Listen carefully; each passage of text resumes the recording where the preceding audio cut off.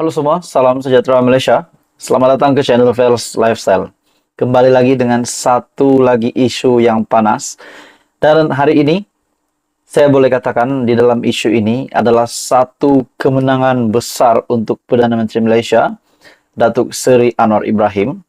Akhirnya, setelah kita digemparkan dengan desas-desus ingin menjatuhkan kerajaan, dengan kononnya PN ataupun pembangkang mempunyai cukup kerusi 126 ahli parlimen. Pada akhirnya, saudara-saudara, Bersatu telah membuat satu pengakuan yang besar, dan bagi saya ini adalah kejutan besar kepada pembangkang sendiri dan satu kemenangan kepada Perdana Menteri. Kecut selepas dicabar Anwar, Bersatu akhirnya mengaku angka 126 hanyalah auta.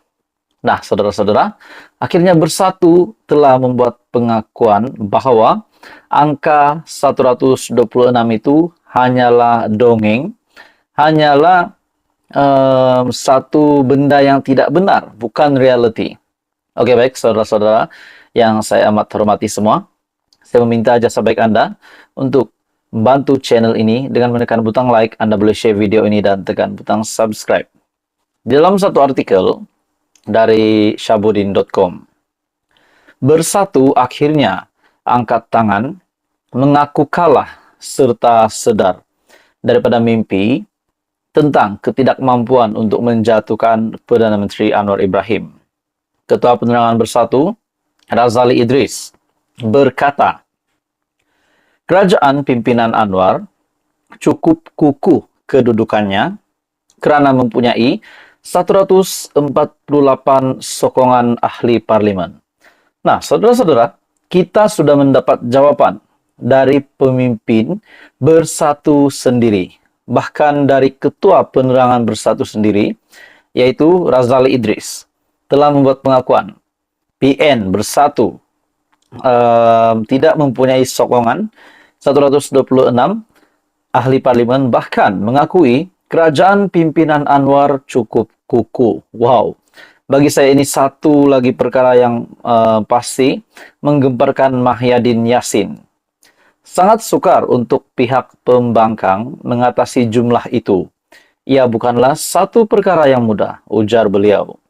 Dengan itu, ujar beliau, Bersatu tiada rancangan untuk mengusulkan undi tidak percaya pada sidang parlimen akan datang. Wow, kemenangan besar kepada Perdana Menteri. Kenapa saya kata ini adalah kemenangan besar?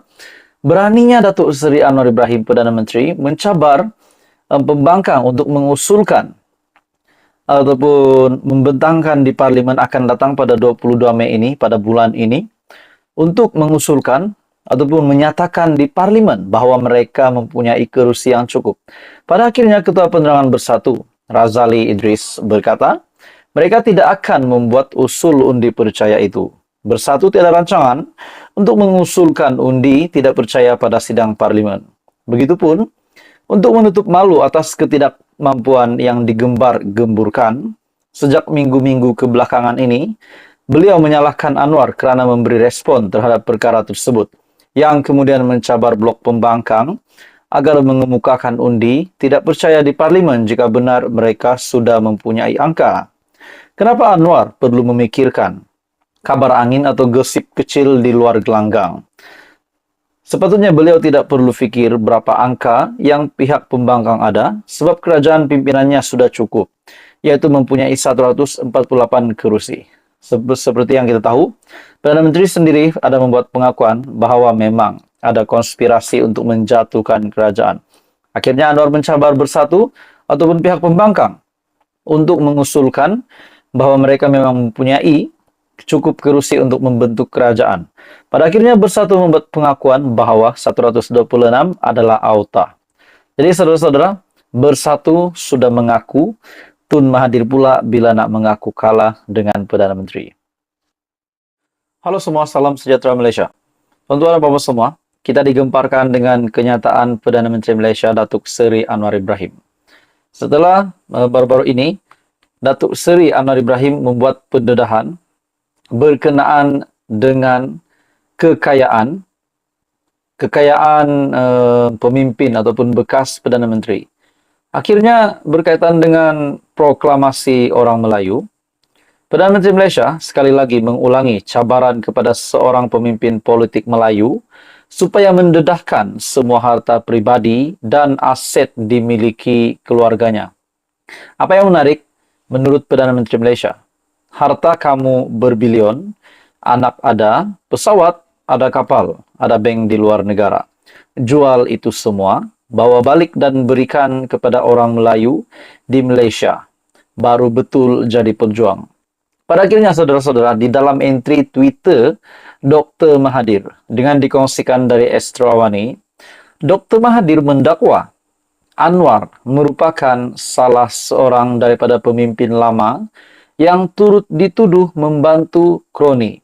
Nah, persoalannya, Tun Dr. Mahathir sudah buat pengakuan bahwa Anwar merupakan salah seorang daripada pemimpin lama yang turut dituduh membantu kroni.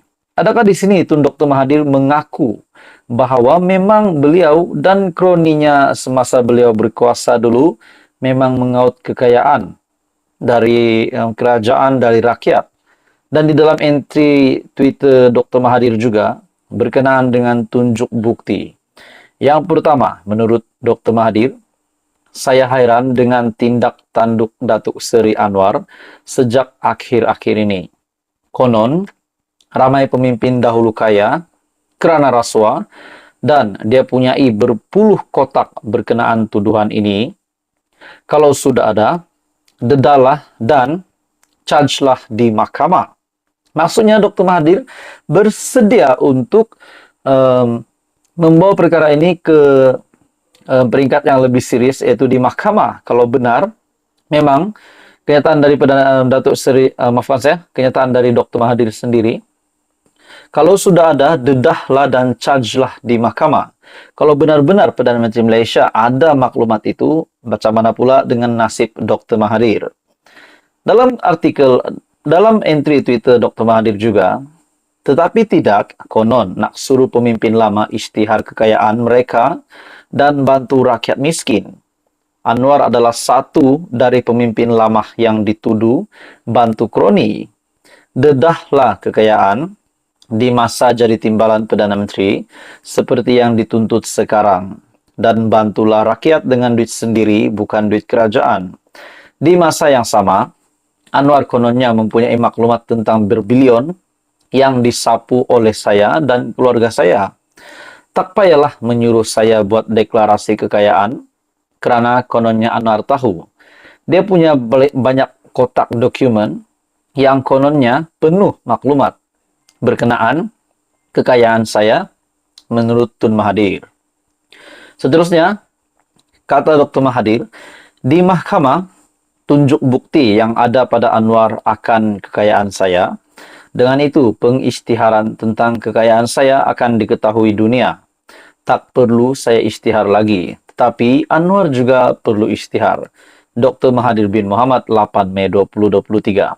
Jadi bagi saya ini satu lagi isu yang panas, dan semakin hangat pula apa yang berlaku di antara Dr. Mahathir dan juga Perdana Menteri Malaysia Datuk Seri Anwar Ibrahim. Jadi saudara-saudara, teruskan bersama di dalam channel ini untuk info yang seterusnya. Jangan lupa tekan butang like, share, dan subscribe.